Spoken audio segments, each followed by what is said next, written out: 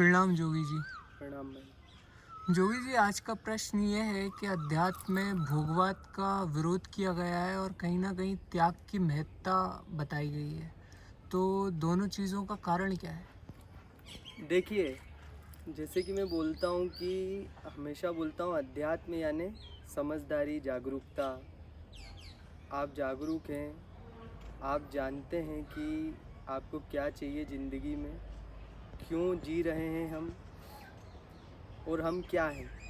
ये सारी चीज़ें जानते रहना यही अध्यात्म है और इसी को समझदारी कहते हैं। तो जब हम ये जानते हैं कि हमें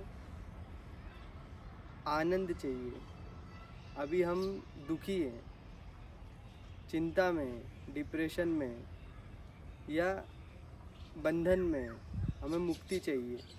ठीक है, यहाँ से बात शुरू होती है। अगर हम देखेंगे कि कोई आनंद में ही है तो उसके लिए तो अध्यात्म है ही नहीं, क्योंकि तो आनंद में ही है।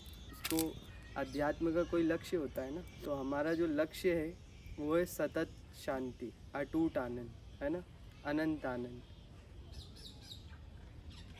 मुक्ति। ठीक है, तो अब हम देखेंगे कि इसमें फिर त्याग का क्या महत्व है और भोगवाद का क्यों विरोध किया गया है इसमें। देखिए, हम भोग भी किसी कारण से करते हैं और त्याग भी किसी कारण से करते हैं। वो कारण हमारा वही है, हम कुछ ना कुछ पाना चाहते हैं। जो त्याग कर रहा है वो भी कुछ पाने के लिए त्याग करता है। ठीक है ना। तो क्या हम जो भोगवाद कर रहे हैं, हमें जाकर देखने की ज़रूरत है। जो भी हम चीज़ें, वस्तु, भोगवाद मतलब क्या, कि बहुत सारी वस्तुएं इकट्ठी करना, अ, मतलब बहुत हर चीज़ को भोगने की दृष्टि रखना कि इससे और भर लूँ, इसको और भर लूँ। दो कपड़ों में आपका काम चल रहा है तो आप 50 जोड़ी कपड़े लेके आ गए। एक छोटे से घर में, एक कमरे में आपका काम चल सकता है, आपने एक बहुत बड़ी जगह घेर के बहुत बड़ा बंगला महल बना लिया। ठीक है, 20 कमरे बना लिए। आपको यहाँ से वहाँ जाने के लिए बहुत सारे साधन उपलब्ध है, लेकिन आपको अपने लिए एक बड़ी मर्सिडीज चाहिए, अपना खुद का प्लेन चाहिए, या कोई एक तथाकथित ब्रांड की बहुत बड़ी गाड़ी चाहिए। यही यही भोगवाद है। भोगवाद और क्या है। खाने में आपका जो सादे भोजन से आपका काम चल सकता है, उसकी जगह आपको दुनिया भर के बड़े बड़े 5 स्टार होटल में जाकर एक एक रोटी आप 500-500 रुपये की खरीद के खा रहे हो, उस रोटी का नाम बदल के कुछ और रख दिया। यही भोगवाद है और क्या है भोगवाद। तो ये क्यों बुरा है। अध्यात्म में कुछ भी अच्छा और बुरा नहीं होता है ना। बस उपयोगी और अनुपयोगी होता है। तो जब हम देखते हैं कि जो ये रास्ता है भोगवाद का, ये अनुपयोगी साबित हो रहा है, क्योंकि जो हमें चाहिए इससे मिल नहीं रहा। तो हमने ये करके भी देखा। ऐसा नहीं है कि हमने कभी भोग का रास्ता अपनाया नहीं, हम अभी तक अपनाते आ रहे हैं।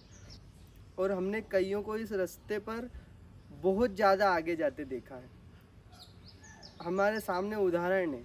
और उसके बाद वो डिप्रेशन में, चिंता में, तनाव में जी रहे हैं। ठीक है, तो इस रास्ते को ही हमने आज तक आजमाया है, इसी की छानबीन और पड़ताल करी है, तो हमको इसमें कुछ नहीं मिला। अब त्याग का क्या महत्व है।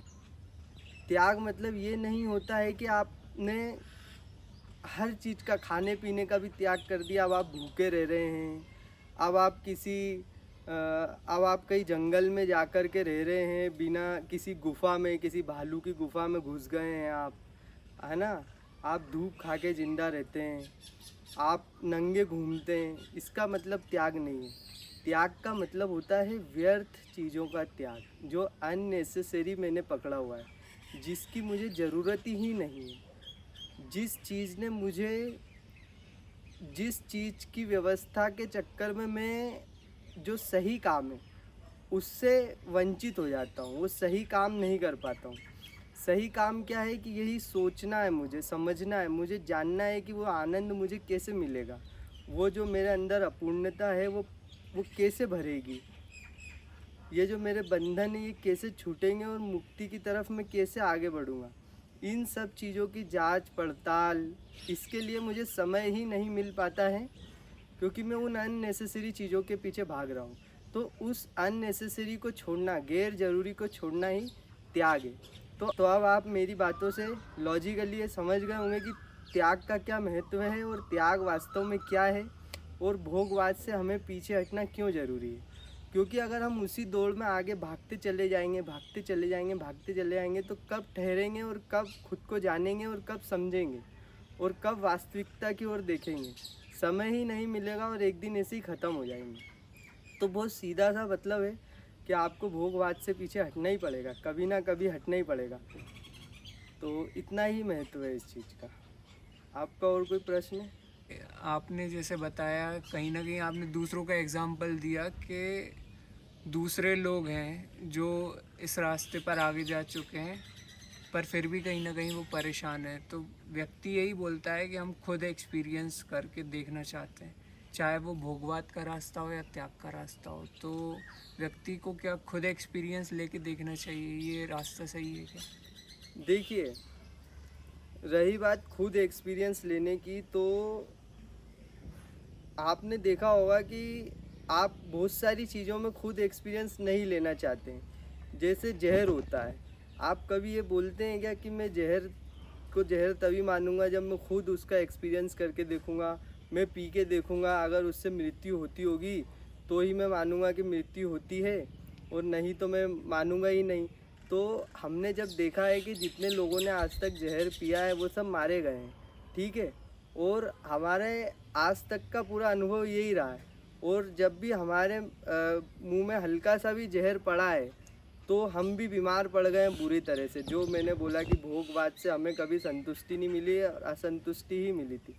फिर भी हम अगर ये कहते हैं कि नहीं, मैं तो जहर पीकर ही देखूंगा, मैं तो जहर पीकर ही देखना चाहता हूँ, मैं तो मान ही नहीं सकता हूँ, तो फिर वो ये मुझे लगता है कि समझदारी नहीं है और ये अध्यात्म भी नहीं है। क्योंकि समझदारी और अध्यात्म तो एक ही है। क्या आप ऐसे व्यक्ति को समझदार कहेंगे जो कहता हो कि मैं जहर पीकर एक्सपीरियंस करूँगा कि इससे मृत्यु होती है या नहीं? और ऐसा भी नहीं है कि आपने एक्सपीरियंस किया नहीं है। क्या आप हमेशा दरिद्र ही पैदा हुए? क्या आप नंगे ही रहे हैं आज तक? क्या आपने कभी ज़रूरत से ज़्यादा आपके पास खाने के लिए नहीं रहा? क्या आपके पास ज़रूरत से ज़्यादा आपके पास कपड़े नहीं रहे? क्या आपके पास ज़रूरत से ज़्यादा कभी रहने की जगह नहीं रही है? हमेशा रही है, हर वक्त हमने देखा है। और भोग ऐसा कोई दुनिया में है ही नहीं जिसने भोग नहीं किया। सबके पास ज़रूरत से ज़्यादा रहा है, लेकिन उससे उसको संतुष्टि नहीं मिली है, तृप्ति नहीं मिली, क्योंकि इसका उससे कोई लेना देना ही नहीं है। और आपने जो बोला कि अनुभव से सीखेंगे, तो अभी तक आपने अनुभव से कितना सीखा है आपने? आप देखिए ना, आपको जितने अनुभव हो चुके हैं, अगर आप ईमानदार होते तो उन्हीं से सीख गए होते। फिर ये एक तरह का बहाना ज़रूर बना सकते हैं आप कि मैं तो खुद अनुभव करके देखूंगा कि अब वो जो बिल गेट्स बनने के बाद कैसा लगता है। आप भी जानते हैं, हम भी जानते हैं कि आप बिल गेट्स बनने से रहे, और बस इसीलिए आपको बहाना भी मिल जाएगा कि आप अध्यात्म से भी चूक जाएं और आप समझदारी से भी चूक जाएं। क्योंकि ये जो हमारा ईगो होता है ये मूर्ख होता है, क्योंकि हम ही हैं। क्योंकि हम कभी अपने आप को जाना नहीं, समझा नहीं, शांति से एक जगह बैठे नहीं, खुद के साथ समय नहीं बिताया। तो ये जो गलत काम करते करते करते करते हम मूर्ख हो चुके हैं। तो जब हम मूर्ख हो चुके हैं ना, तो फिर हम इस तरह का तर्क देते हैं। हमको गलत काम करते रहने के लिए एक तर्क चाहिए, और वो मूर्खतापूर्ण तर्क होता है हमारा, क्योंकि हम ही तो तर्क दे रहे हैं। हम इतने ही समझदार होते तो हम कुछ कर गए होते ना आज तक। इसीलिए ये इस तरह के तर्क आते हैं कि मैं बिल गेट्स बन के, मैं एलन मस्क बन के देखना चाहता हूँ। तो हाँ, और फिर किसी की यही जिद है कि मैं जहर पी के ही देखना चाहता हूँ कि क्या होगा, मरता है कि नहीं, कुछ जो भी है। तो हम तो देखिए समझा रहे हैं, कोई ज़ोर ज़बरदस्ती तो है नहीं कि आप आध्यात्मिक हो ही जाइए। तो बिल्कुल आप जहर पी करके ट्राई कीजिए, और अगर आप ना मरें तो हमें ही बता देना।